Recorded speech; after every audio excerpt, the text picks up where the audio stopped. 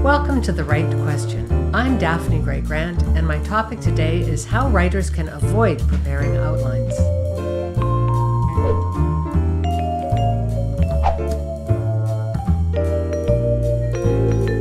I have a question from Jane Campbell from Toronto, Ontario. Here's what she's asked. I would like to hear your thoughts on working for a senior leader who insists on having an outline and how to satisfy that requirement without becoming trapped in its confines. I work for an associate vice president sometimes who insists on having an outline, and sometimes we go up to 3 versions of that outline before I even get to writing my crappy first draft. Thanks for your question, Jane. Ooh-wee, I certainly feel your pain.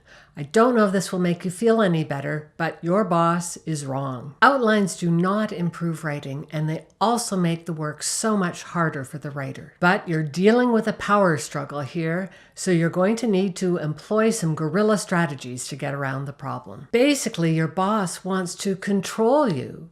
Perhaps she's doing this out of the best of intent, or maybe she's a control freak, but either way, it's bad news for you. You didn't say anything about your relationship with this boss, so I'm going to give you several strategies you can try. They all acknowledge her need for control, but I hope they do it in a way that's less painful to you. First, I suggest you ask her for several samples of writing that she'd like you to emulate. This is going to be way more useful to you because it's not as confining as an outline. I'm hoping that, because she's a control freak, she'll be happy to do this for you. But if not, you should take several samples to her. In your most deferential voice possible, you could say something like, "Here are several different approaches to the type of piece you want me to write. Which one do you prefer?" If that doesn't work, then I suggest you introduce her to the concept of mind mapping. The great thing about mind mapping is you can do it with more than one person on a whiteboard. She may enjoy the hands-on nature of this type of approach, and it may give her the control she's really looking for. I've included links below to other posts and videos I've done on mind mapping. If you have a good relationship with her, it's probably worth saying that mind mapping allows writers to be more creative, more interesting, and more persuasive. You might also remind her that you have no objection to rewriting or editing, and you'd be happy to do plenty of that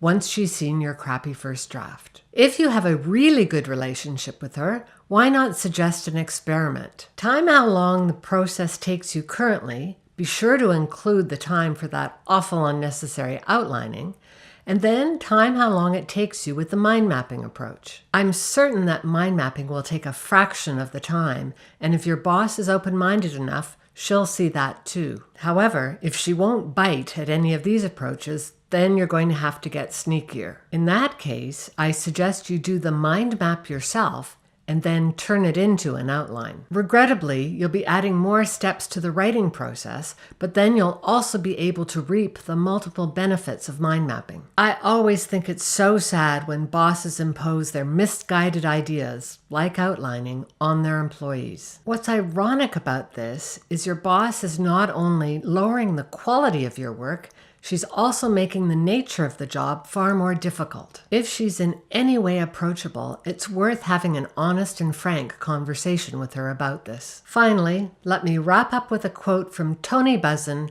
who has written more than 80 books on mind mapping. "Mind maps are the meta-language of the human race." Thanks for the question, Jane. Here's another idea you might want to consider. Perhaps you could leave a copy of one of Tony Buzan's books sitting on your boss's desk. They're colorful and persuasive, and as someone who's been nominated for both the Nobel Peace Prize and the Nobel Prize for Economics, he has plenty of credentials.